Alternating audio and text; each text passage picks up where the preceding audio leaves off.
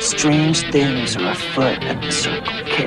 That kid is back on the escalator again. Ain't gonna hurt.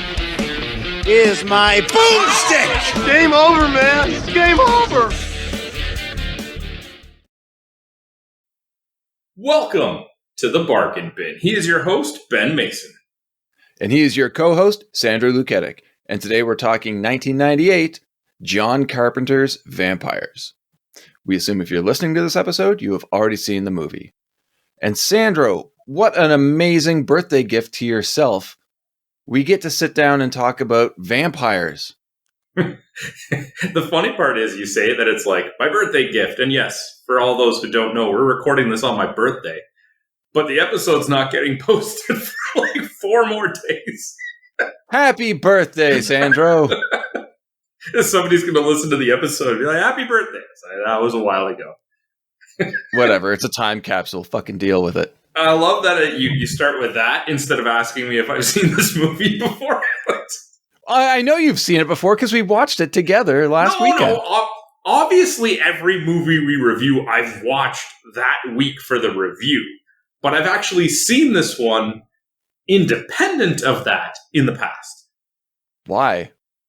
What do you mean, why? Why would you watch this by yourself? Like I said, there's a whole bunch of movies, especially if they're like mid to late 90s, that my dad would just rent movies all the time. Yes. And we would watch. I remember that, like, I watched this movie. I did not remember much of it at all. In fact, the reason that I picked it is because you and I were deep into watching Cobra Kai, and you had mentioned how amazing Thomas Ian Griffith just kind of conveyed and appeared, had that like daunting image of a vampire. And that's what got me thinking about. I'd say one of the ultimate movie vampires. Yeah, so like I didn't remember much of the movie, but I remembered watching it. I remembered that James Woods was in it, but like at the time, because I hadn't seen Karate Kid, I had no idea who Thomas Ian Griffith was. He was just the guy who was the vampire in the movie. So that's why I picked it, because I'm going to be biased. Like, I've been really enjoying him in Cobra Kai. And then Fantastic. I know you've mentioned this movie multiple times in the past as one that you really enjoy. So I thought, let's do it. I'm 100% down. I was very excited when you said that. Going back to Thomas Ian Griffith, though, the first time I saw this movie, I was enamored. I'm like, who the hell is this person? Wait for the credits to pop up. I see Valak, Thomas Ian Griffith. Now, 16-year-old me immediately confused him with Thomas Ian Nicholas from Rookie of the Year. And I'm like, Jesus Christ, this guy grew up fast. I don't know who that is. Did he play the kid? Yeah, he was the kid. He was also in the American Pie movies after this. And when I saw American Pie, I'm like, oh, wow, how wrong I was. Yeah, that was quite the age jump. Yeah, right. I couldn't figure 16-year-old. I'm a stupid 39-year-old too. But like, at least I can acknowledge that. But I don't know Thomas Ian Griffith from anything other than Vampires and Karate Kid 3 and Cobra Kai. And I find that to be a horrific blunder on Hollywood, because this guy's a fantastic actor. I'm going to show my bias here. It's super blatantly early. He has such a presence. This is the best word I can think about. When he's on camera, whether he's a vampire, whether he's playing Silver in Cobra Kai, he just demands your attention. And it helps that he is a towering figure, too. I don't know if everybody else in Hollywood's just super short or if he's a genuinely tall dude, but he has an air to him. Yeah, and I've got a bit of trivia for later on, but I want to bring up one point, too, is that, like early, I should say, is that originally cast as Jack Crow was Dolph Lundgren. Oh, my God. Can you imagine Dolph Lundgren going up against Thomas Ian Griffith and how amazing that movie would be? I want that movie right now. Me too. Like Dolph in the 90s, as I've just recently discovered through this podcast, and how amazing he was. Yeah. And this although Thomas Ian Griffith might not look as towering if he's standing next to Dolph. And I have to say, too, if we watched that movie, at some point I'd be like, come on, guys, can't we just, like, team up or something? I don't want anyone to lose. But can you imagine Vampire Slayer and Master Vampire forced to team up? Fuck, actually, yeah, I can imagine that. Make that movie. Even today, make that movie. I'd watch that. That would be awesome. Like a vampire that is working like as an informant to some sort of like government official that's just trying to blast them. I don't know, for whatever reason. I would watch I'm pretty sure that's Helsing, isn't it? I don't know. Okay. I'm sure that movie's been made and we just don't know it. All right, so before we get into the plot, it's fitting that you said trivia because I have trivia for you. Do it up. Oh, is this your game? Yes, it's the game. That I forget about every time? That you forget about every time. All right. I will say it's a rough one this time. Because we have two actors that are barely in this movie. I already know who they are. All right. Mark Boone Jr. Correct. As Catelyn. Mm-hmm. In? And 30 Days of Night. Okay, and the other one? Cary-Hiroyuki Tagawa. In? Showdown in Little Tokyo. You got it. Yeah, honestly, I'm looking at this cast list and I'm like, this is going to be the least interesting of this trivia game that I've done yet. I am quite happy that we've never covered James Woods before. Why is that? I just don't like James Woods. Okay, then. Okay, we're going to not... No, the thing is, reportedly, high IQ, genius levels, hardcore right-winger, notoriously difficult to deal with on set. But honestly, like, I've seen a bunch of his movies, and for the most part, they are pretty entertaining. So it's separating the art from the artist, I guess. The thing that I was having difficulty with is because you were saying you're kind of glad we didn't cover it, and it's like, all right, now I have to tell you that is going to stop. We are now going to cover it. Oh, yeah. All right. Well, of course, his name's in the title. It's directed by John Carpenter. Our fourth John Carpenter film, I think, that we've covered. The Thing, They Live, and I think I got you with this trivia last time. Yeah, I did not remember In the Mouth of Madness. Perfect. Okay, I know we're going a little long here, but I just looked at the first piece of trivia from the IMDb, and it would have made the movie that you had suggested even better. Oh, I know what it is. And I'll get into that in my trivia later on. Oh, so I can't say it now? I'll go for it.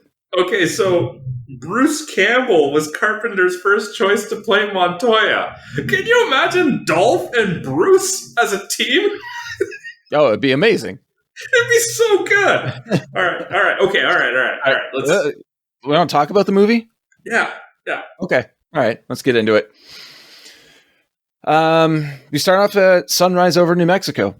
A group of slayers led by Jack Crow, played by James Woods, arrive at an abandoned house tasked with clearing out a vampire nest. Standard. I like it. Already getting a strong neo-Western vibe. Carpenter's score drives that one home hard. So, you and I watched this together when I was in Nova Scotia last week.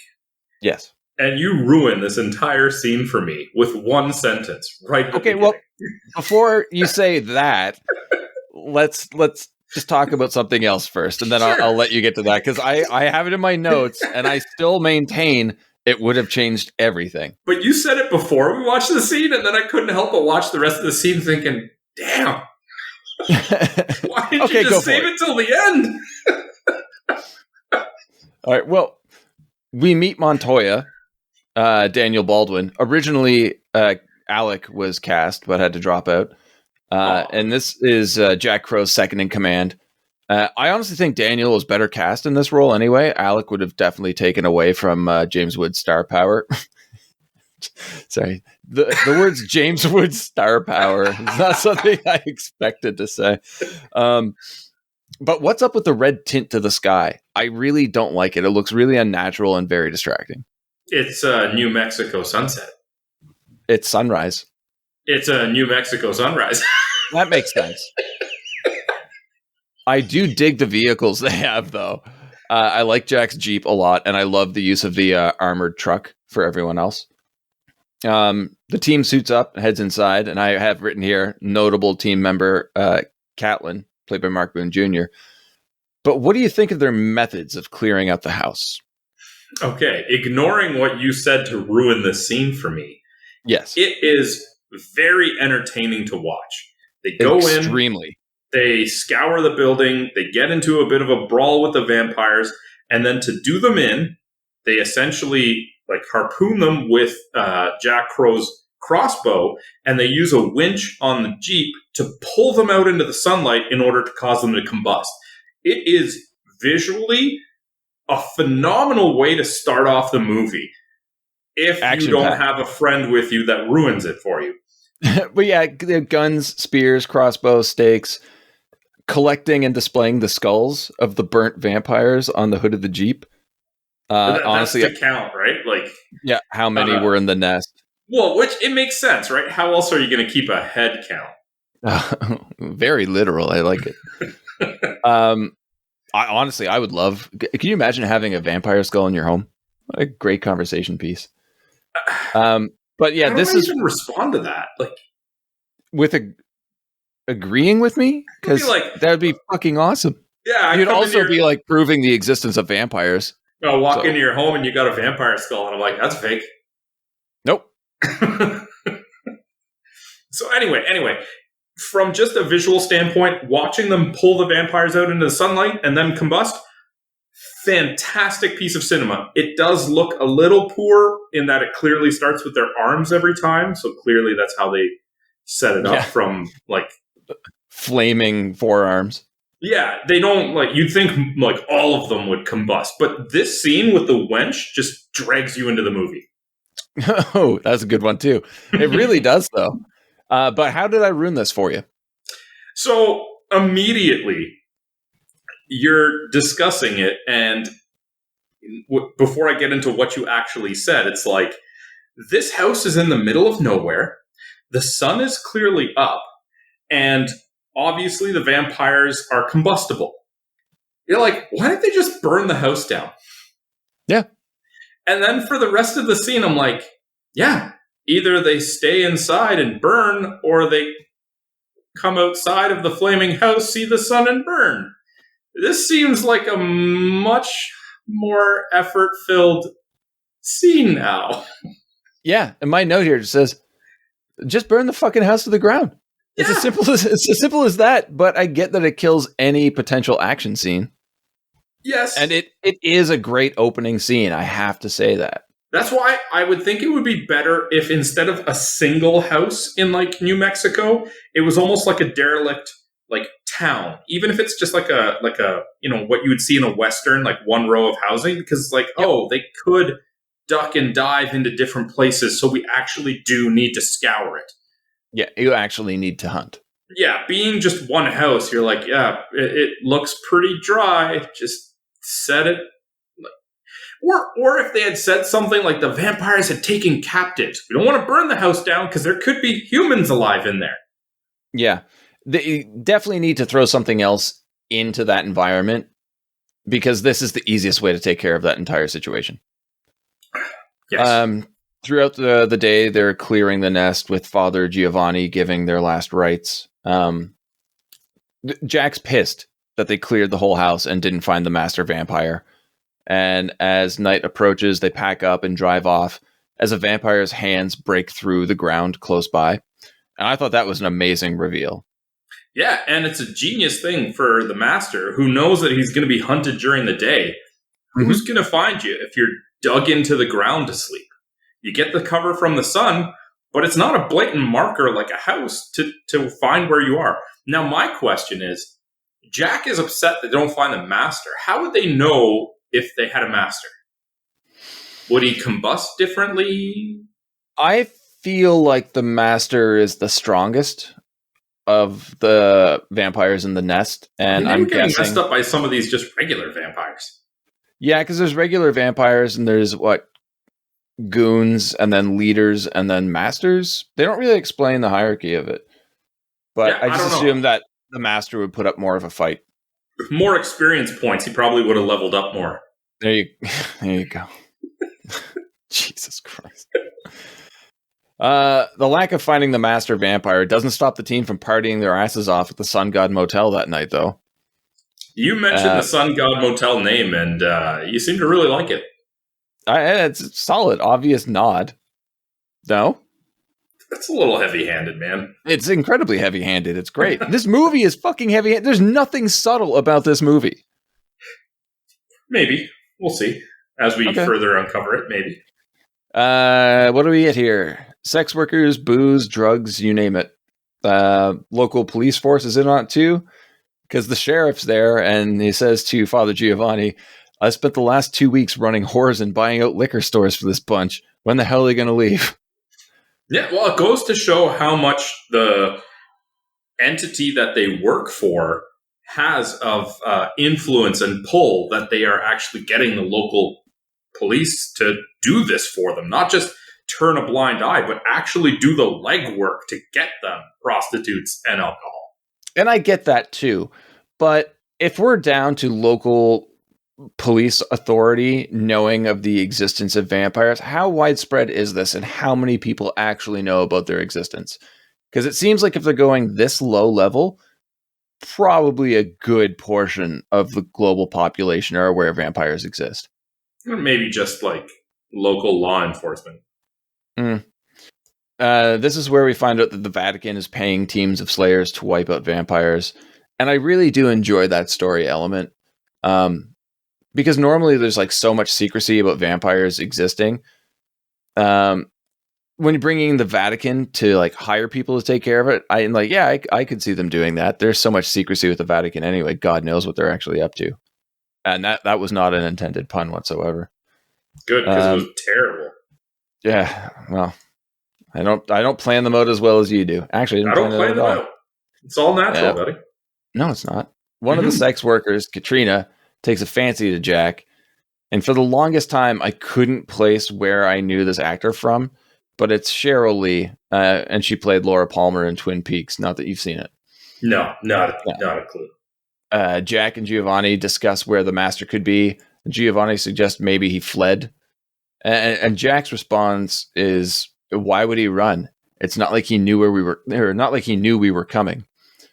And from the very beginning, like the first time I saw this movie, I'm like, well, that's an immediate red flag. I guess vampires just don't go off on their own. No, like for me, it was immediately when I saw this in '98, I'm like, someone tipped him off.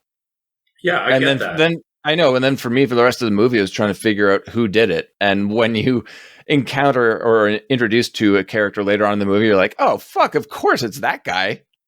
But Katrina puts the moves on Jack, and he gives her the key to his room, then heads to the party room to grab more beers. And now there's an action that you and I both question the purpose of, and that's Anthony, played by Henry Kingi or Kingi, I don't really know, throwing a lamp through the window. Yeah, that's just juvenile recklessness. Oh, look, I'm going to vandalize the room. It's like, why? Yeah. He's the only one doing things like this. That's not even like, oh, they were in a fight and, they were scuffling around, horse playing around or whatever. No, he just literally picks up a lamp, throws it out the window, and goes back to what he was doing. He just picks it up and rips it out of the wall, smashes it through the window, and yeah, like you say, it goes just back to doing what he's doing. It's like, hey, you're an asshole, man. An ominous figure approaches the motel, eventually giving us a full reveal of Vampire Master Valak, played by Thomas Ian Griffith, as we said. Katrina enters Jack's room and is attacked by Valak, who seduces her and bites her in her thigh.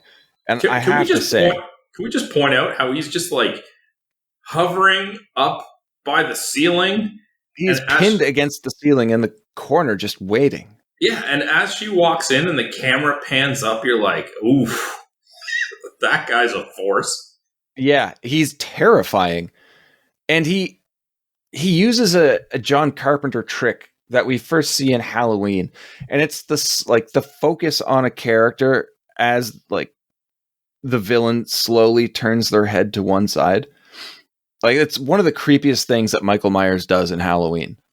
And I think Thomas Ian Griffith does it better in this movie. He is quite the terrifying villain. I don't think I've ever seen anybody better cast. I know that's a massive statement, but I don't think I have. Although I have one critique here. The vampire fangs are way too long.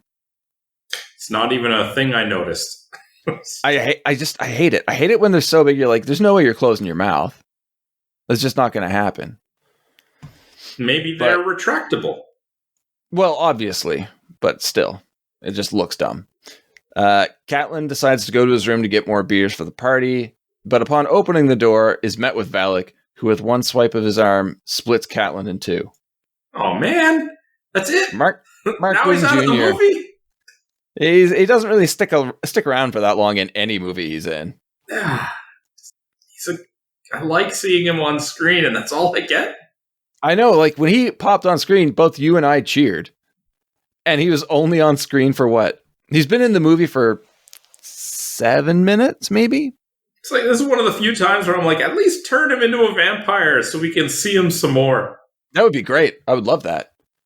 Next, I've written, what happens next can only be described as a slaughter. Yeah.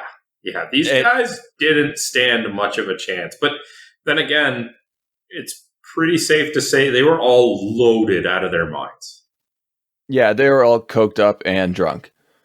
But, like, Valak is loving it. He's smiling throughout, sometimes laughing at their attempts to kill him. Perfect. Also, the reveal that Valak knows who Jack is, which confuses Crow. Again, adding an element of mystery to it. I love that, and I don't expect that from a vampire movie. You know what I like about this scene? So Crow comes in, most of the slaughter has already taken place, and he jumps for his crossbow and stabs himself in the shoulder with the bolt. It seems stupid, but I just love that it's not perfect. He's not this amazing combatant that won't make a mistake. Oh, he's fallible for sure.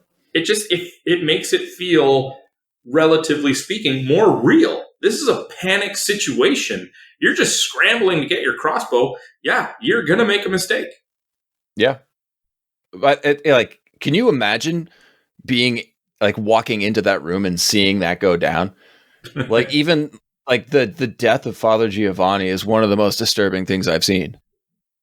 It definitely takes a certain type of character to not turn around and just book it out of there. Yeah, right. Which they ultimately do, but yeah. At least they put up an effort first. Yeah, they do try and take a stand, but it's pointless. And Jack. It's actually Montoya that pulls him out of there. Like, yeah, Montoya grabs Jack to make the escape, and they find Katrina and take her with them as they speed off in a pickup truck. Although I don't know whose truck that is. Anybody? It's just, yeah, I guess. Any vehicle that is in that parking lot is now up for grabs. Assuming it's one of the teams, because we don't get like a shot of them trying to like hotwire. It could even be Montoya's, because I assume that they didn't just travel there in their armored vehicles. They probably met up and I hope not. That would be disgustingly warm. Yeah, so. But this leads to one of my favorite scenes. Valak flying after them and landing in the bed of the truck. Everything they get him to do, this character anyway, to do in the movie is scary and intimidating. He doesn't really seem weak at all. And there are times later on in the film towards the end where he does get hurt, but even him getting hurt is intimidating. Like here, he even takes a bullet to the face and falls off the back of the truck. But you know he's just fine. Yeah. Well, it cuts to sunrise, and Montoya almost rear ends a vehicle, and the truck barrel rolls off of the road. Problem here: no seatbelts. Nobody's wearing one, but somehow everyone is fine. That's what you focused on? Yes. There's a vampire that got shot in the face. I don't care about the vampire getting shot in the face, but you were bringing up the point where, like, Jack dives for his crossbow and impales himself on it. But there's a truck that rolls several times off-road down into a ditch, and everyone just kind of gets out fine. I don't know. But yeah, going back to the vampire getting shot in the face, that happens pretty much right before sunrise. So what's he doing now? He's hiding. Panic digging a new place to hide out for the day? Yeah, they never quite show how they do it. Can they just dive in, like Scrooge McDuck style, into a vat of coins? Like they just burrow in, or does he actually have to dig that shit? I don't know, because when they emerge, and you'll see it happen later in the movie too, the ground is completely undisturbed above them. I don't know. So, I don't know. It's a question I've always had about this movie that honestly I don't want an answer to because I just like it to remain a bit of a mystery. Crow decides that he's going to use the eventual psychic link that will form between Katrina and Valak to their advantage. And on this rewatch, I'm now trying to pay attention to where this relationship that we get between Katrina and Montoya actually starts evolving. It doesn't come from anywhere. Yeah, I don't know. I if they started it later in the movie, it would make sense. Because, well, anybody listening to this should have watched the movie already. It seems like it's super strong after she bites him. And that makes sense because now he's completely linked to her. But before that, it just seems thrown together with no reason. The three of them steal a car at a gas station. They're in a crazy hurry, but Jack still stops to take off his jacket and throw it in the back of the car before speeding off. Found that strange. They return to the motel, and Jack's plan? What's Jack's plan here? You guys go hide out at a hotel. I will bury the bodies. Yeah. Montoya freaks out about rule number 7. Never bury a dead team member by yourself. Why is that a rule? I don't know. Exactly. They don't really go into the backstory of how these rules were established or the team put together. They just reference random numbered rules at some point. Which adds nothing to the film. Jack decapitates the bodies, stakes them, burns the motel, and buries the heads in a trench. And we find out pretty quickly afterwards that the heads were found immediately. Immediately. They say on the news broadcast, immediately that, and the heads were found just a little while away. And I asked you when we were watching it, why is he separating the heads? Why even bother? Yeah. I don't know. I mean, there's no real vampire killing rules explained here other than a stake to the heart and sunlight. But decapitation seems to be a thing as well. Yeah, but why take the head somewhere else? You're going to burn the place down anyway. Well, it's not like they're going to be reanimated. Originally, when you asked me that, sorry? It's not like they're going to be reanimated at that point. Like, they're going to be severed and burnt to a crisp. So I said that they hid the heads, or that Jack buried the heads so they couldn't identify them through dental records. So show Jack and then try and figure out why all these guys to rip the teeth out and put them somewhere. Yeah. I mean, you could do that too. I don't know. I was just coming up with an idea. All right. But we do get that classic walk away from an explosion shot, which we don't need. I guess it's an attempt to make Jack look more badass, which he did not look earlier when he was staking the corpses, because it looked like he had never used a hammer and stake before. And you can't make James Woods look like a badass. You can make him look like an asshole, and you can make him look like a piece of shit. But he's never going to be a badass. Attempt to. But I had a real problem with when he was dealing with the corpses, and he was like hammering stakes into what we assume is their hearts.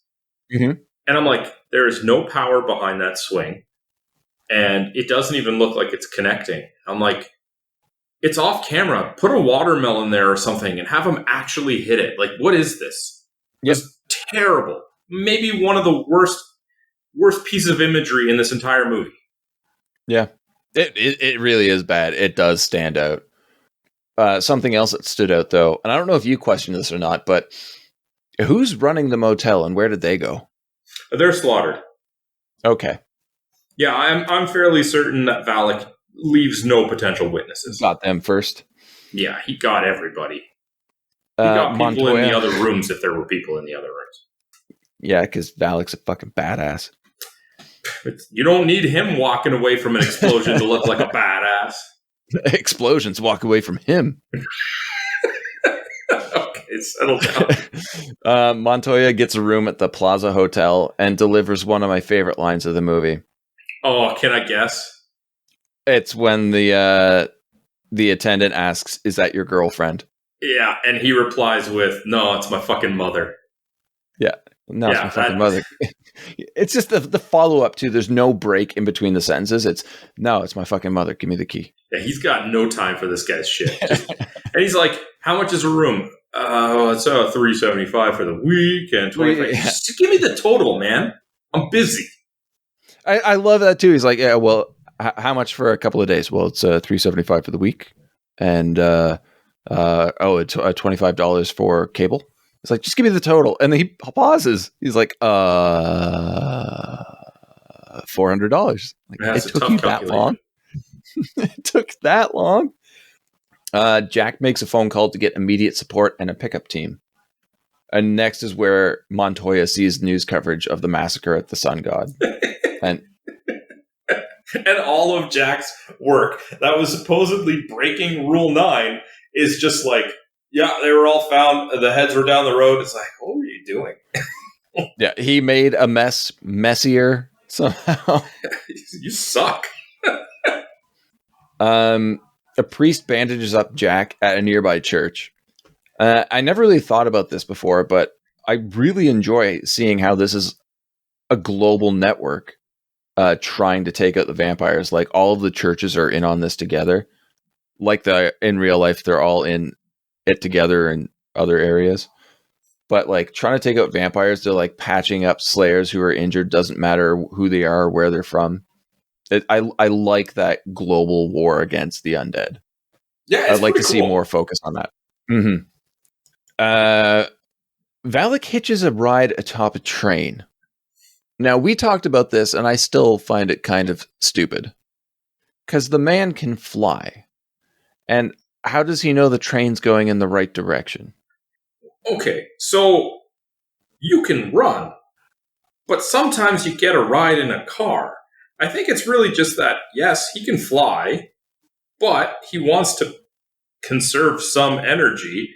And if at any point he thinks that the train is going in the direction that he doesn't want to, he can just jump off and fly. Can you imagine? Can you imagine hours and hours after he's on the train, he realizes he's going in the opposite direction? He dozes off. Oh, I missed my stop. He wakes up. Oh, fuck. I don't know. There's many different points where you could take this movie into a much more comedic direction. Because it's pretty fucking goofy at times. I'm glad that they go like head on into the action genre, though. Yeah, they don't go comedy. Anyway, we were talking about the train. We're getting off track here. Okay. Jack visits Cardinal Alba, where he's introduced to Father Adam. Jack describes that what happened to his team, and we also learn that Valak is unlike any other vampire that Jack has crossed before, making him wonder if this vampire is the one that they've been looking for this entire time. They also reveal the information. I don't know if you had it in your notes or we're going to that. What I assume is like the senior, the more like the best slaying team or whatever was completely decimated in Germany. Three other teams. Oh, yeah. So like they're just being slaughtered left and right. But at one of the sites, I like this a lot. At one of the sites, they found a portrait of Valak from the 14th century with the word "celebrate" on it. And then we get a bit of a backstory to the Valak character, which makes him even more badass. That he was a priest who turned against the church and rallied Bohemians to fight for his cause. But he was inevitably captured, tried for heresy, and burnt at the stake. After the death, there were reports of people seeing him walking around at night and that he was drinking the blood of the living. So they dug up his casket and opened it, and it was empty. So this makes him the first vampire. And I love the fact that the very first vampire was a murdered priest, because I've never seen that in a movie before. I know it's a simple thing, mm-hmm. But why couldn't they have just tossed in that they checked his grave 3 days later? Just to further tie it with, like, the religious side of it. Mm-hmm. That would have been great. That would have been fantastic. And I don't know if you picked up on this, though. They say you were the only one who faced Valak and survived. But that's not true. Because Montoya was there also. And when Jack calls the church for the pickup team, he says they're all dead. Doesn't mention that Montoya made it. So to the church and everyone else, Montoya's dead. Yeah, I never thought about that. So they're trying to build up this big thing like Jack's the only survivor who's ever faced Valak. But like, no, it's Montoya. And Montoya is quite a prominent and helpful character throughout the entire film. So okay, there are 2 sequels to this movie, and I kind of wish that character went into at least one of the sequels. I didn't know there were sequels to this movie. Yeah, second one, Vampires Los Muertos, starring John Bon Jovi. Shut up. No, seriously, it does. Stop it. Jack wants to continue the hunt, but is told that the Vatican wants him to return to Monterey with Father Adam and rebuild his team. One element that they touched on, but never really explained, was that Valak is the first vampire and was created by the Catholic Church, which is awesome. But they don't really get into how until later. And I really wanted that story now because I was thinking about that the entire time up until they eventually explained it later on, which means I wasn't really paying attention to part of the movie until my rewatch. Okay. Did you ever wonder about that? Because that's a fucking bomb of a story plot that they just don't address. Not really. Yeah. All right. Jack questions how Valak knows his name and gets no response, then leaves. Cardinal Alba tells Father Adam to stay close. Very conspicuous. Yeah, right? Like I said, as soon as he pops up on screen, you're like, oh, it's that fucking guy. He did it. There's no way anybody watching this would think otherwise. Back at the hotel, Montoya brings Katrina food to slow the infection. And I get why she's bound to the bed, but why is she naked? Hey man, don't kink shame Montoya. Seriously though. At least cover her with the blankets or something. He does after, when they start talking. So apparently he can... Again, okay, he undressed her to clean her up. Possibly even to check for the bite marks, things like that. Maybe there's a protocol. Mm-hmm. And like you said, it makes sense to tie her to the bed. But if later you're going to cover her with a blanket to have a conversation with her, maybe just cover her before you leave. Yeah, right? But he gives her the rundown of what's happening, blah, blah, blah. Cut to the armored truck on the road where Father Adam, gives us Jack's backstory. Vampires bit his parents, and the Catholic Church raised him to be their master slayer. I don't care for that story at all. And Jack immediately throws a tantrum and beats the shit out of Adam, demanding to know who set them up. And Adam denies knowing anything. Well, I mean, Jack is clearly on the same page as you. He knows that there's something amiss. Yeah. It just seems like overkill, though. Kicks the shit out of that priest. I mean, we find out that he is holding back information, but it's a lot at once. But then he settles down almost immediately after Adam denies knowing anything. And he just shows Adam a map of the vampire attacks, which reveals the vampires are searching for something because of a spiral outward pattern they're traveling in. And Jack believes it to be a cross that will allow them to walk around in sunlight. But has that already been divulged, that information? No, he just knew it. That's where they tell us it. That's where they tell us it. Yep. All right. Another annoying element to Jack's character are the fucking dick jokes. Yeah, it's bad. It makes his character less likable, which is so stupid because you just had this scene where he threatens the priest, beats the shit out of him, takes, I guess, a very quick turn and accepts that he doesn't know, reveals the entire plan and his theory on this terrible outcome, And then, hey, when I was kicking your ass back there, did you get a chubby? Did you get a little wood, Padre? What is this? Terrible is what it is. Yeah. It's just bad writing. Yeah. And it comes up again. Yeah, it's not the first time. No. They felt that they nailed it so well that later on they have to do a callback to it. It's like, no, you shouldn't have done it the first time. Don't do it a second time. You know what I'm wondering? When they made this movie, Carpenter filmed the scripted scene and then would film one where he allowed James Woods to improvise. I'm wondering if this is one of those improvisations. And he's like, I guess I'll put it in. Maybe padding out the runtime, because it's not that long at what, an hour 47? Hour 48? I don't know. It's just terrible. I don't care whose terrible. idea it was. Like, why don't you take a second and assess the movie that you're making? This doesn't fit. No, and this is what I'm saying. This is what you'd use if you were taking it in that comedic direction. And even then, it's not fucking funny. No.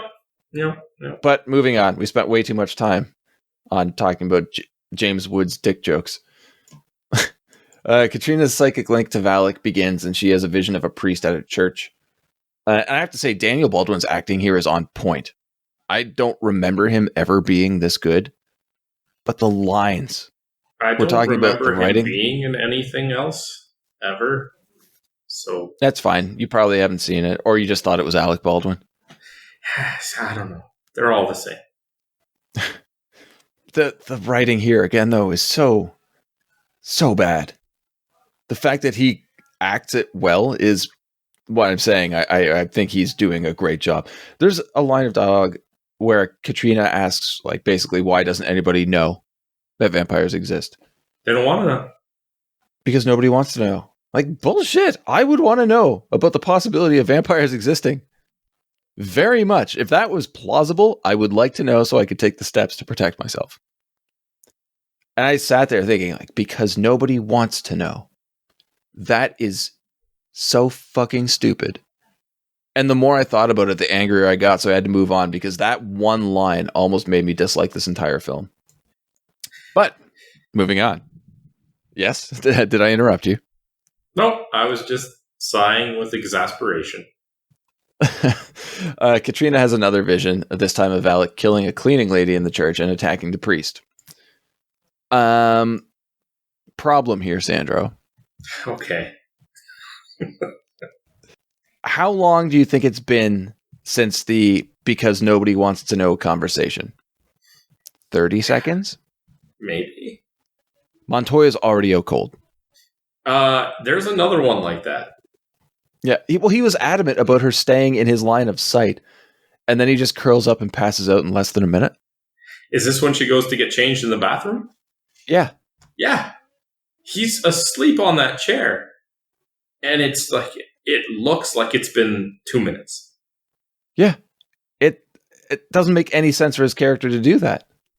And the next scene is kind of cool, though. The next part of the scene, he wakes up and grabs her as she's about to jump to her death from the window ledge. You were pretty stoked on how this was filmed. This is actually one of my favorite scenes. And I didn't pick it for my award for favorite scene, although I will say right now it was a heavy contender. Mm-hmm. There's a lot of power in this scene. So earlier they have the conversation where he essentially has to tell Katrina, like, you're done, right? Like, yeah. You're going to become a vampire, and we can't, like, you're already dead, essentially. And here's this character that's now taken a few minutes to assess that, maybe hours. I don't know how time is passing here, and wants to just end it. Like, she wants none of this becoming a vampire, and goes out onto the ledge. Montoya goes to grab her, and you see this in a lot of movies where they save the person from jumping off a ledge or whatever, and everything's perfect. Everything is clear cut. There's no bumps in the road. But in this situation, he has to, like, smash the window that's behind them to have enough room for them to fall back into the building, because this isn't a graceful thing. He just essentially grabs her, wraps her up, and throws his weight back. And it is just like perfectly done for a scene where somebody is stopping someone from jumping off a ledge. Yeah, I agree with you 100%. And it's filmed so well. But not only is it filmed well and is a good scene, it makes you care about Montoya more than you care about Crow. In just this one scene, they turn it around. And like for me anyway, from this point on, I'm cheering for Montoya and I don't give a shit about Jack Crow. My issue with this scene is that right after, knowing that she's turning into a vampire, he shows her an open wound and says, "Look what you did." And then she bites it. Like, what did he expect was going to happen? Well, I love that is explained away in the fact that this character has a crazy temper. And like after she bites his arm, he goes off the deep end. Yeah, but it's just, I've talked about this in vampire and zombie movies before. We're living in this, at least these characters are living in this universe where they've been hunting vampires for a very long time. They're very well, like, experienced in it. And even with a short temper, you would think that the first hit reaction would be to, like, get the bloody wound away from her. Well, you have to keep in mind, he's not the one that stakes the vampires. He operates the winch. He never has direct, like, one-on-one combat with a vampire. I still think, like, there is... You would think so, There's a level of knowledge there. Well, that level of knowledge comes from us as the film viewer who has seen vampire movies before. Well, then this dude wouldn't have made it very far. No. And maybe that's why he's always stuck out in direct sunlight operating a winch on the front of a Jeep. But I don't know. Like I said, though, he freaks the fuck out, calls her every name in the book, and then knocks her out, and then cauterizes the wound with a Zippo. Yeah, that's... And he does it again later, but it's much worse than a Zippo. Yeah, yeah. This guy's got to do some very interesting field first aid. Like, Katrina's bitten very early into the movie and is slowly transforming. But I don't think anybody goes through more punishment than Montoya. No, he's a bit of a punching bag in this movie. Beat to shit throughout the entire film. Jack arrives and Montoya relays the events of the night, leaving out the fact that he was bitten, just admitting that he broke the window and was cut by the glass. Now I guess we get a bit of Jack's temper again. His confrontation with Father Adam. Do you remember this? Where he hits him with a phone. The phone receiver right in the face, and the sound that thing makes, you would expect him to have a broken nose. And he does it because Jack, he just denies following orders from the church and how he has to reform his team in Monterey because he's going to go after Valak. I'm sorry? I'm sure he knows that he doesn't have the time to reassemble a team. There's something greater going on, and obviously sending him to build a team is a diversion tactic, as we will later find out. Mm-hmm. But he's not stupid enough to think that, oh yeah, we got all the time in the world to go and do this.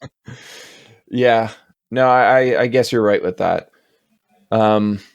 Katrina links with Valak again, who gets the priest to point out a specific spot on a map, then decapitates the priest. She sees a sign reading San Miguel, and the Slayers head out. I kind of enjoy the constant return to the psychic link to try and figure out where Valak is. Because otherwise, I mean, he's just gone, and they have no way of finding out where he is. So it's a really good storytelling element that I'm going to have to say is a decent bit of writing. I'm not going to say that a lot about this movie.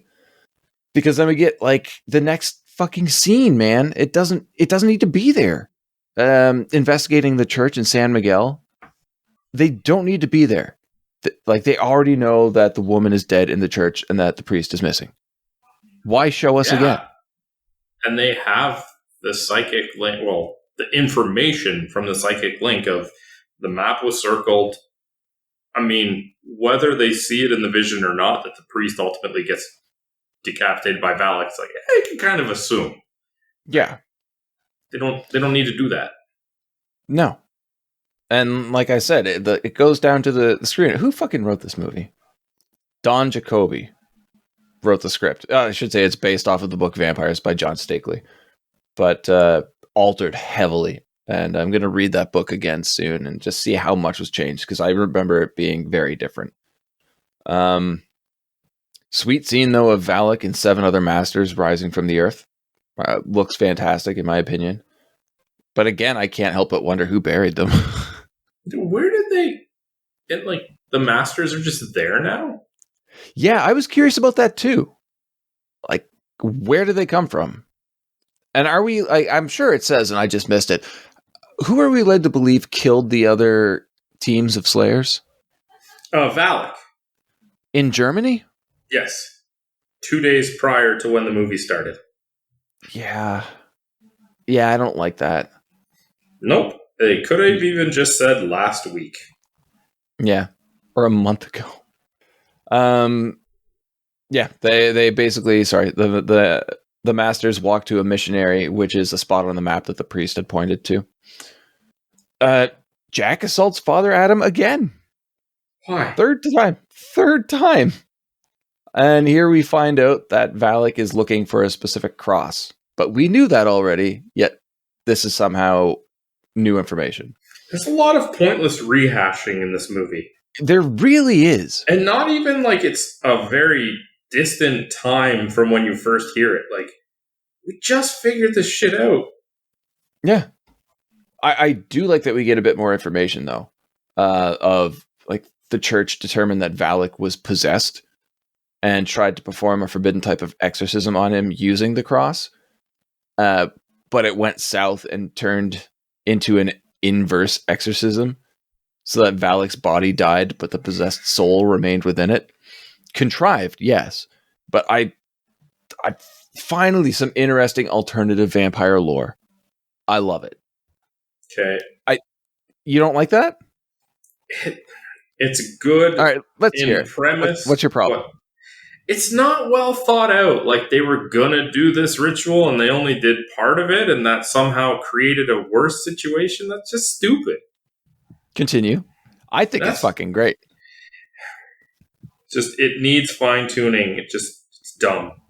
Yeah, a lot of this movie needs fine-tuning. It does feel rushed. But, like... And, like, even watching it, you're like, okay, so Valak was this priest that turned bad and was fighting against them. Why would they try an exorcism on him? Yeah, I know. It just says they determined that he was possessed. People were fucking stupid in the 14th century, man. Yeah. People are fucking stupid now. Yeah, fine, whatever. I'm just going to move on at this point. Wow, you're not having fun with this at all. I'm sorry, but it doesn't work for me, all right? It just doesn't. Okay. The vampires slaughter the monks and obtain the cross.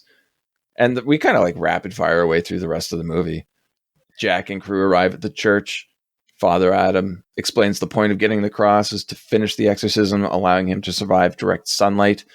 So and the original exorcism, if completed properly, would have created a daytime vampire. Yep. Okay. He didn't say that what they were doing is right. He admits that they didn't know what they were doing. They were doing a forbidden type of exorcism. Whatever. You're so stuck on the smallest things. That's a small thing. It's a fucking tiny thing. In the grand scheme of this entire fucking... Oh, okay, seatbelts are for safety. Come on. But this is great. You have to allow some plot holes like this, because this is a story. This is a fucking fantastic origin story that we have not seen before. Yes, it's not perfect, but you have to allow for some problems with it just to appreciate the whole. Like you don't get that, man. That would have been better, like if they had just said he died on like a sacrificial grounds or something, and we don't know why. That's so fucking boring. I don't care. Have fun. Well, I do care, and that's why I'm talking about it. That's why this fucking movie exists. Jesus Christ, man. Anyway, they head to Santiago, where they find the town abandoned of humans anyway. The vampires are holed up in a local prison, which is a fantastic idea. Now we're getting more bonding between Montoya and Katrina. And I'm saying now this makes sense to me much more so now because I would assume they're becoming linked. They enter the prison and use Father Adam as bait, slowly luring out vampires one by one. And do you care to explain their elevator method? Because it seems stupid as fuck to me. I can't explain it. And like they call the elevator, and I guess he's supposed to lure a vampire to follow so that he can then climb through. But like, yeah, because they're all located in the basement. How is that going to work? Like, and then Jack is getting all upset that Father Adam is like exiting the elevator before, and it's like I don't understand this plan. Yeah, he's just trying to get draw a vampire, into the elevator to then bring the elevator back up to ground level so they can be speared or hit with a crossbow bolt and dragged out into the sunlight like their original method of killing them. Yeah, but if it do they not have access to like incendiary grenades? Shut up, Sandro. I hate incendiary grenades. Oh, I mean, not regular grenades that just explode into fire. Oh, fuck. But it's such a stupid method. Like, destroy the cable holding up the elevator, let it fall to the ground, and let them come out. This is their whole plan relies on one vampire coming up at a time, but there's no reason to believe that they wouldn't come up in a group. Well, even then, they could make a break for the daylight. If you just waited for them to come up, they're not going to come out of there until it's nighttime, and then you're pretty much fucked. I don't know why they would follow Father Adam at that point either. Well, to eat him. Well, yeah, I get that, but it's like, and that's a problem here too. That the only vampires makes sense. aren't thinking this is a trap. This guy just came down the elevator and went back up. How exactly. about we don't follow him? This is what I'm saying. That is a trick that would work for like the. Okay, actually, wait, yeah, that does work in the scenario. I was thinking that it was just the masters who were down there, but it's like over 30 new vampires who are just goons. So I'd see the goons going for it, but not the masters. But yeah, the second one. Okay, the first one works. The second one, how the fuck when the vampire, when she's stuck in the elevator, just explodes the doors open. And they splinter off going everywhere. What kind of power is this that we haven't seen before? I don't know. I don't like the ending of this movie at all, if you can't tell. Yeah, it's not earth-shattering by any means. I refuse to believe that a jumping vampire can be thrown backwards by a crossbow bolt hitting midair. It's a very heavy crossbow bolt, I guess. The winch cable snaps, Montoya reties it, and Jack repeatedly shoots the vampire in the face, which I thought was oddly humorous. But again, I don't want to be laughing at this point. I want this to be a serious vampire hunting film. Well, like Jack's being dragged with him. So, yeah. Or him or her. I can't remember. Her. At this point. Her. And it's like, if he doesn't get off of her, he's going to get combusted into flames with her. Yeah, that's something that we've never really tackled. What happens if you're on top of a vampire as it explodes? Well, like, you'll suffer anything that you would if you make contact with fire, right? Exactly. He does not want to be on top of her when she combusts. Yeah. Well, the sun sets and the hunt has to be stopped. Of course, the vampires emerge and apprehend Jack with ease. Father Adam hides in a convenience store. Katrina goes full vampire and feeds on Montoya. Fine, I'm okay with that. A bound Jack awakes to Cardinal Alba admitting he sided with the vampires, because who didn't see that coming? I didn't. I had no clue. I was shocked. Yeah, I really thought this guy was going to save them in the end. Yeah. And his reasoning is pitiful.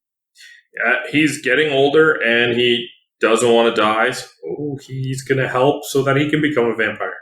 Yeah, he's going to finish the exorcism using Jack's blood. And here we're supposed to kind of rally behind our, quote, hero, right? And Jack tries to get Valak to untie him and fight. And I don't know how we're supposed to get behind our hero when he calls Valak a pole-smoking fashion victim.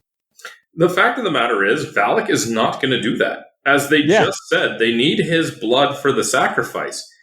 Valak is not going to be like, yeah, okay, I'll let you go and just beat the shit out of you and then ruin the entire ritual. Like, exactly. We're not all as stupid as you, Jack. He is not likable whatsoever. No. Even when he's trying to be charming, he just comes across as being a complete asshole. Oh, he's a complete asshole. He doesn't come across as a complete asshole. He is a complete asshole. Yeah, you're right. He is. I honestly feel like this is what James Woods is like in real life. Katrina shows up covered in Montoya's blood, and Jack... Well, I should say James Woods acting here quite well conveys that Jack feels truly alone now. But... Of course, Montoya I did not get that impression. Oh, no, I did totally. I was like, this is the one bit of good acting that Woods does in this movie. Oh, I saw it and I'm like, does he even give a shit? Oh, come on. Really? Barely. How did we see such different things? It's like, yeah, oh shit, he's gone. That lowers my chance of winning, not I lost my right-hand man and friend. Or if he has friends, I don't know.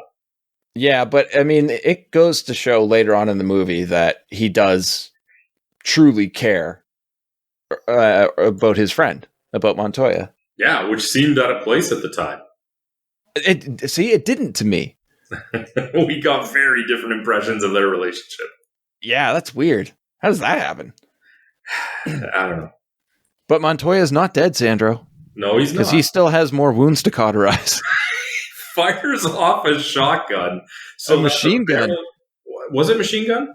Yeah, it was a submachine gun. Okay. Fires off a machine gun so that the metal gets very hot and then jabs it against his neck to cauterize it. Montoya's fucking badass, man. Why is he not the main character? I mean, he's still kind of hard to root for. Easier to root for than Jack. Exactly. Yeah, exactly. This guy is basically like a film noir hero. Fallible for sure. Definitely has his issues, but you can't help but kind of cheer for him. You were talking about the ritual, the exorcism, and how you didn't like it, and how the whole point was to like, well, not their point, but what we would have done is allowed a vampire to walk during sunlight. I like that the exorcism has to take place during sunrise. And I think it's not because of this movie. I think it's because of a movie that came afterwards. And then me rewatching this one. Because have you seen Dracula 2000? I did, but come on. Okay. It reminds me of the explanation of Dracula's existence from Dracula 2000. Because in that movie, spoiler for the end of Dracula 2000, anybody? It's revealed that Dracula is actually Judas, who tried to hang himself out of guilt for, betraying Jesus. So he hangs himself from a tree branch. He's on the brink of death, but the tree limb snaps just as the sun is rising. So he's forever stuck in, I guess, eternal darkness, never setting foot in the sunlight. And I think in my mind, I combined these two stories. I'm like, yeah, it's pretty badass. And now just looking at this one on its own, it's rather lackluster. I love how it's like a ritual that they've never actually done successfully. That's a good point. They just how do they know what the outcome would be? Yeah, and if it happens at sunrise and it doesn't work, well, all you vampires are standing in the sun. Can you imagine that's how the movie ends? They successfully killed Jack, finished the ritual, and everyone just bursts into flames. Roll credits. I'd be okay with that. Honestly, I would too. It would be such a swerve out of nowhere. I'd be like, okay. I mean, it's original, that's for sure. Oh yeah, you wanted originality. What I don't care for is Jack being tied to a cross amid a pile of timber Father Adam shoots and kills Alba just as he's about to light the pyre. Valak tries to force Adam to finish the ritual, and Montoya arrives in time to shoot the cross with the crossbow and tow the restrained Jack away from the flames. It's a little much. So, did they say that it just needed a sacrifice or his blood sacrifice? His blood sacrifice. The oh god, what's the term they used? The blood of Crusader. So, I guess it's okay if this blood just gets burnt? I don't know. In his body? They don't need to actually extract any of the blood in any way? I feel like they did, though. I feel like there was some blood in a cup at some point. Okay. I could be making this up, though. I honestly can't even remember to tell you. I watched it twice and I can't remember to tell you. Do you remember when that cross hits the ground after Montoya snags it? I remember saying when we were watching it, what if that cross landed on the other side? It just drags Jack Crow face down into the ground. And that finishes the ritual because it kills him.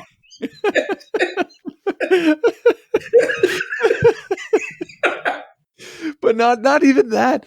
If you look at that scene again, yeah, it's obviously a dummy tied to the cross. Well, yeah, of course.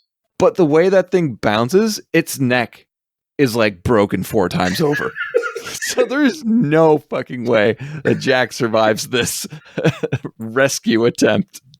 Yeah, so he pulls the cross down. That kills him, finishes the ritual. The ritual doesn't work. All the vampires die.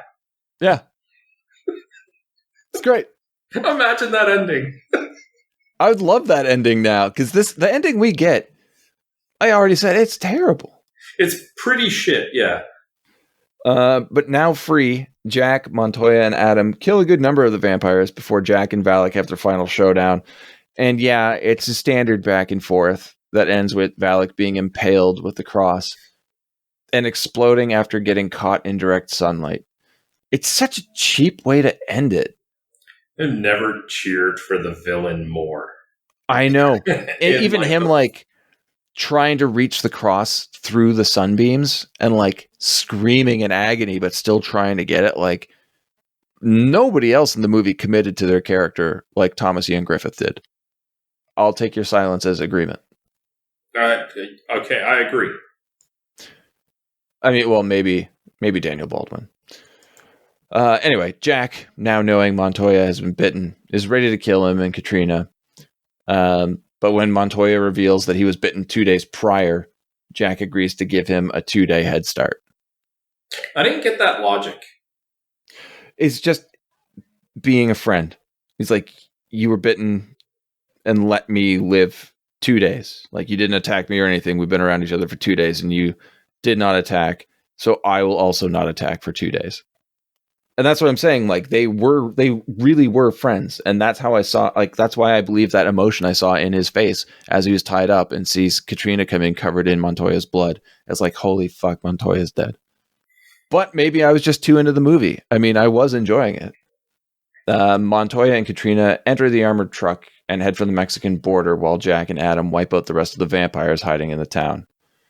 And this is where we get the callback to the dick joke. More dick jokes, which ruin an already rough ending.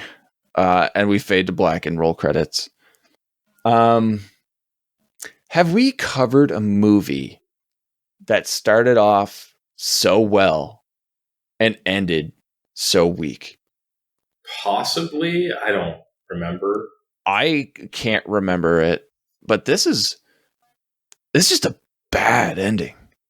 Mm-hmm. It's a complete letdown. I'm starting to think you don't like this movie at all. Guess we'll find out. I guess we will. But first, let's go to the numbers. Yes, sir. Guess that budget. John Carpenter, late 90s. 17 million. Close, it was 20. Okay, all right, not far off. Domestic box office? Domestic or total? What are you doing here now? I'm doing domestic. 30. 20.3. Okay, so So it was a massive failure in North America. Okay. Apparently, it was a massive hit overseas, especially in Japan. And the home video sales brought in another $42 million. So come on, man, you're throwing these numbers. You're changing up it made a lot of money. No wonder it had some direct-to-DVD sequels. As far as reviews go, IMDb, I think those people liked it a lot more than you did. They had a 7.4? 6.1. Okay. Much lower for Rotten Tomatoes. Guess at the critics number? 40. 42. Okay. Audience? 48. 47. All right. So yeah, pretty much spot on there. This movie is not well liked. No, it's not. It is by me though. Yes, we knew that going into the movie. Mm-hmm. But why? Okay, before we get into awards, why did you pick this one? I already told you. Yeah, but is it just because it's something you had seen before and you wanted to see like Thomas Ian Griffith because of Cobra Kai? It had nothing to do with me having seen it before. But did it have anything to do with what I just said? I was not listening because I was talking. Exactly. Or was it just because of Thomas Ian Griffith? It's entirely that. You mentioned him in this role of Valak when we were watching Cobra Kai, and that statement alone just piqued my curiosity. And if I'm not mistaken, when we were watching Cobra Kai Season 5, before I even revealed to you that we were doing this movie, you brought up a picture of him as Valak on your phone as we were watching Cobra Kai. Sure did. Yeah. That's entirely why. It had nothing to do with Ultimate Vampire. Had I seen it before or not. Well, let's hop into the awards there. Sure thing. You lead us off with least favorite character or performance. Jack Crow. Okie dokie. Why? He's just detestable. There's no reason to like him whatsoever. Having him as a lead and not giving the audience any reason to root for him? Why the fuck would you do that? Immediately, you're alienating your audience because you're forcing them to root for somebody that they just don't care about. So you're going to lose their interest. Yeah. It wasn't the worst performance, not the worst acting for sure. It's just least favorite character. It confuses me why Carpenter would allow this to happen. You? We all make mistakes. I went with Sheryl Lee as Katrina. It's a pretty rough character. The character didn't even bother me that much. It was the acting. And that could very much be attributed to direction because most of her performance was stare off as if you're having a vision and try to convey the right emotion. Like, It was pretty bad. It was terrible. Why am I watching this? She was a more likable character to me than Jack Crow, but the performance was just I don't know. I don't even know what to say about this performance. What's your least favorite character, though? Jack Crow. Okay. Just curious. I just said that. No, you said she was more likable than Jack Crow. I didn't know that he was your least favorite. I apologize. Yes. Jack Crow is my least favorite character. He's not a likable protagonist. I don't know how many movies we have to cover where we don't like the main protagonist. It happens a lot, doesn't it? It happens a lot. And it makes it really hard to root for the good guys, air quotes, because they suck. Because they're not that good. Yeah. And how many of those movies where there was a shitty protagonist was their sidekick a much better character? Mm-hmm. Is that what we're leading into with favorite character? This is a tough one, dude. I agree. This is a really tough one because Daniel Baldwin was by far the best performance in this movie to me. I did not expect it, even right? Even remotely going into it, how good of a character, how much emotion he could convey. Really, really just surprised. I can't even say it any other way at how good he was. I didn't pick him. Because of my bias, I went with Thomas Ian Griffith as Valak. Not that he's not, a suitable pick, but my issue with Valak, and the reason that I actually even have issues with myself picking it, but I'm going to do it anyway, is because he needed more lines. Yes, I actually have that written down. He was an amazing presence. He was an imposing figure, but he barely talks. And when he does, you're like, there's something there. Why are you restraining it? Yep. Definitely should have been given more lines, more screen time. A very, very commanding performance. So the correct answer to me is Daniel Baldwin as Montoya, but my official answer is Thomas Ian Griffith as Valak, and I know how that sounds, but I don't care. I'm right there with you, man. I have favorite character, Valak, played by Thomas Ian Griffith. Runner-up, Montoya, Daniel Baldwin. Interchangeable. But to me, Valak just slightly wins. But yeah, Daniel Baldwin did such a great job with the Montoya character. Yeah. And I can't even imagine Alec Baldwin doing nearly as good, even though I think he's a better actor. When we started watching the movie and we saw Daniel Baldwin for the first time outside with the Jeep with the winch, I was like, this is going to be a train wreck. And then he shut me up. His performance from like the word go is just phenomenal. Yeah, he's really good. I don't think enough people understand that Daniel Baldwin is a pretty fucking good actor.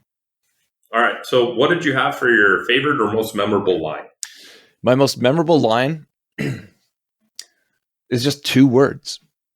Okay. And that is at the slaughter at the Sun God Motel when Valak sees Jack and just utters the name Jack Crow.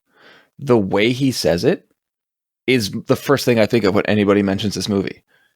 It like the way he delivers that name and the expression on his face are fucking terrifying to me. It's like forever burned into my brain. I love it. It's so good. Okay.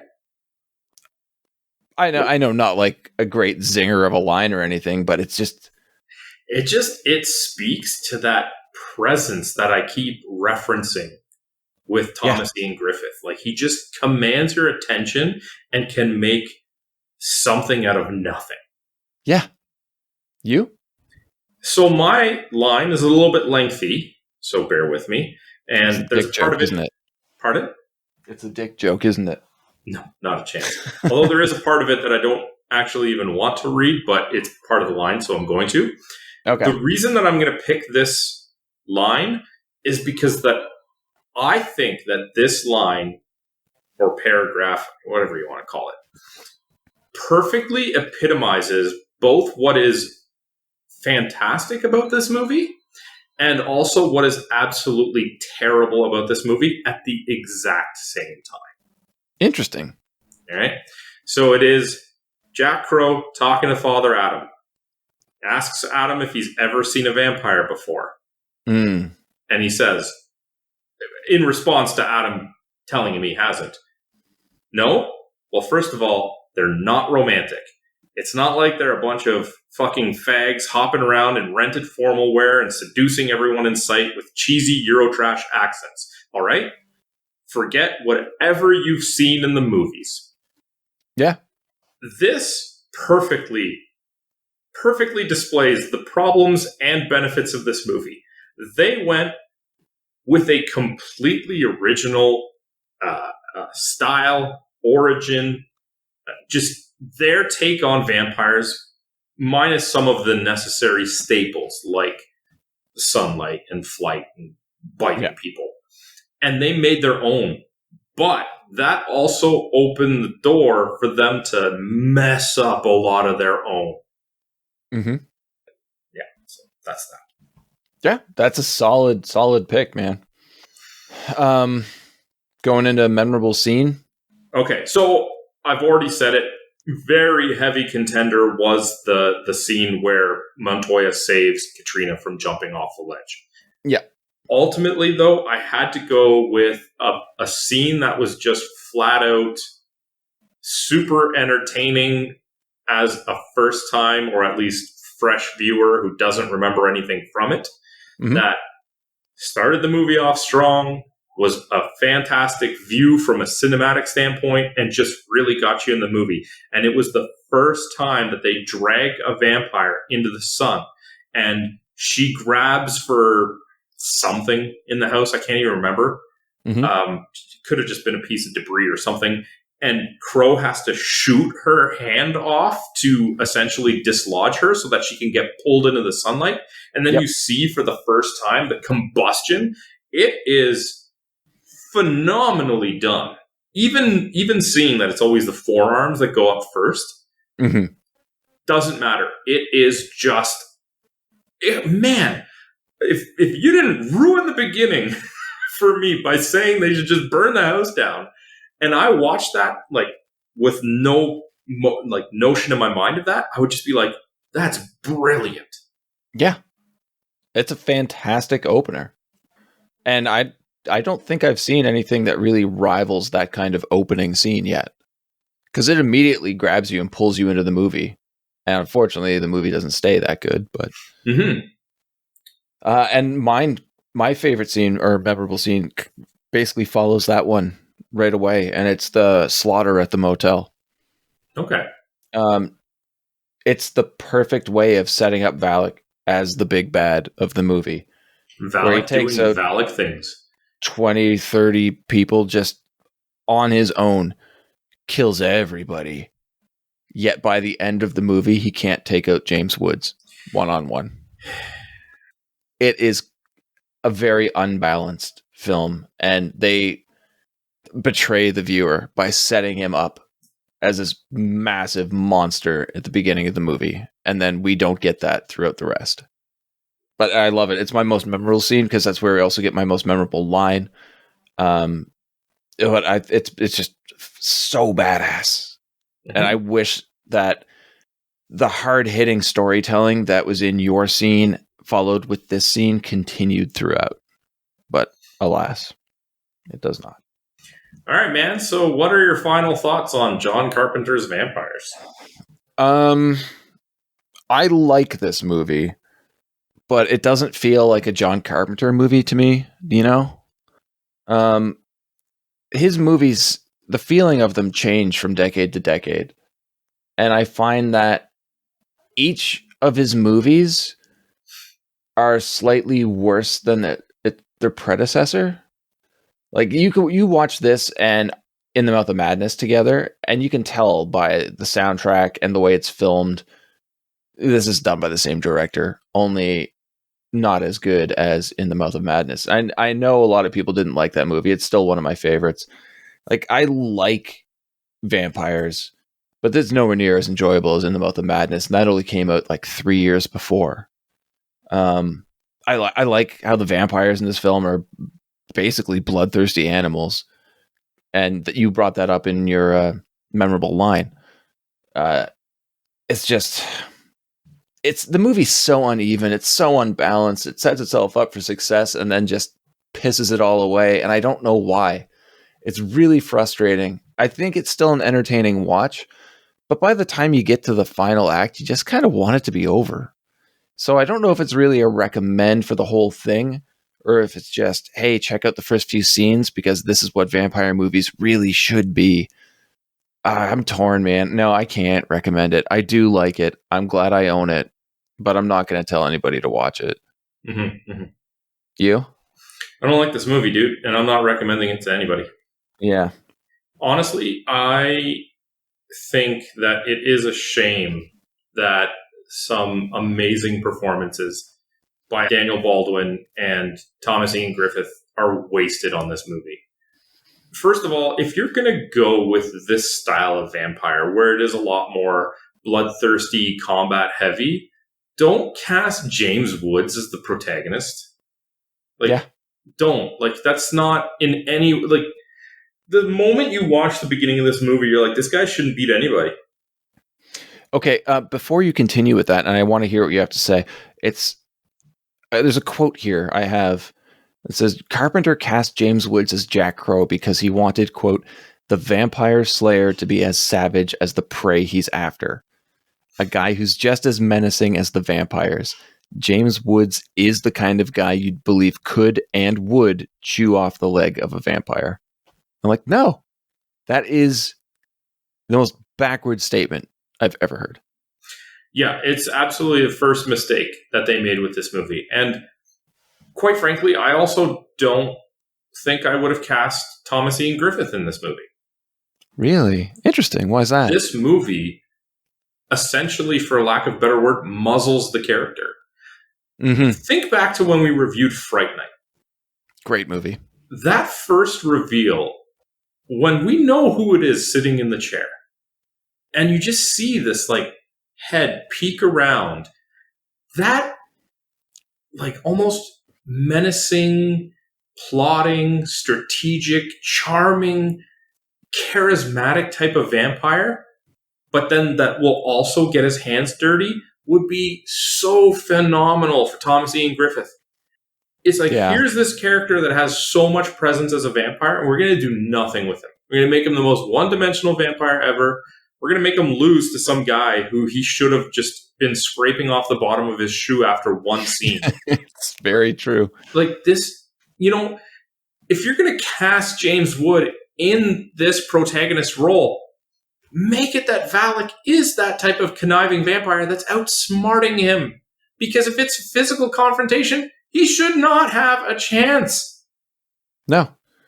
And it's been like almost 600 years. You think he would have learned?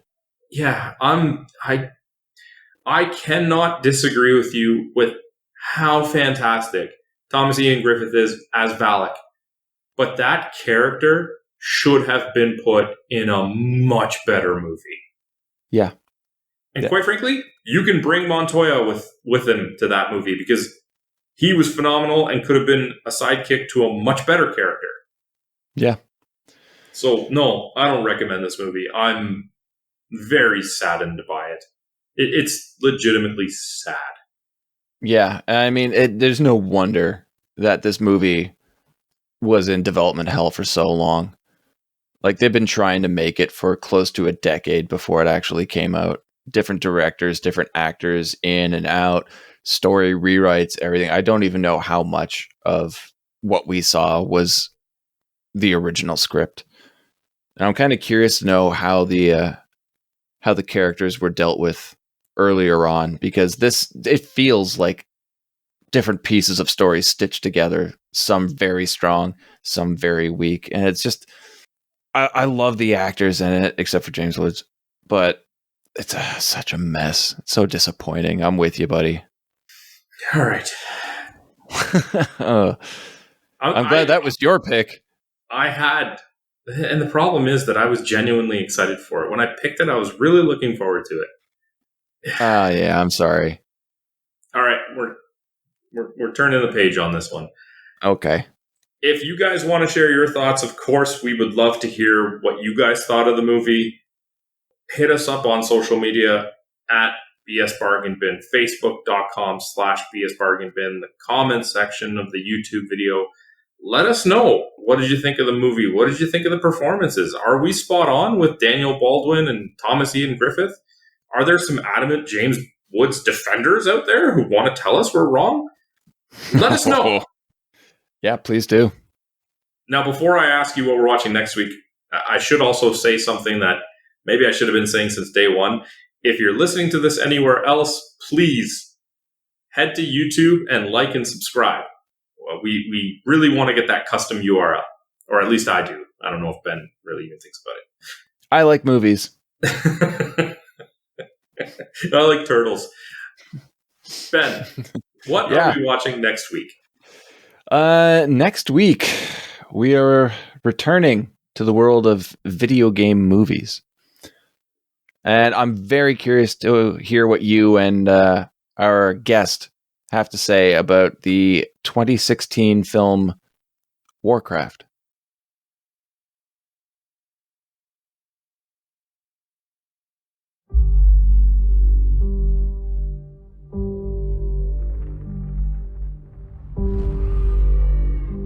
years, our world has been at peace. But something is coming. I can feel it. Dark forces are upon us.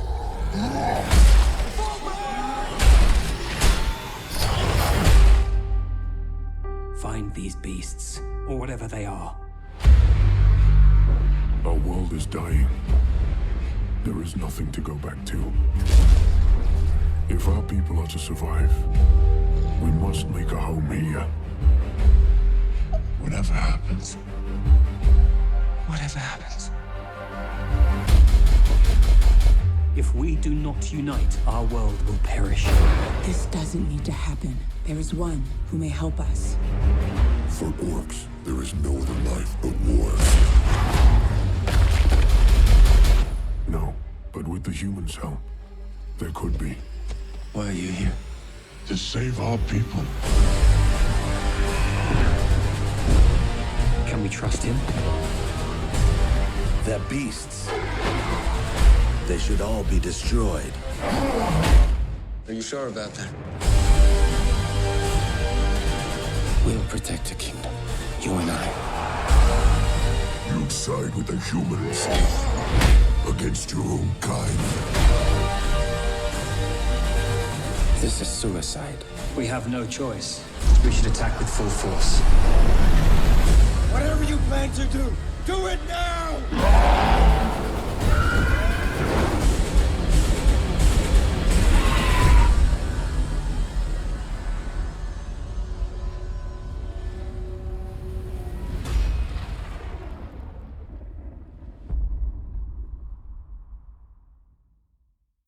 Until next week, have a good one.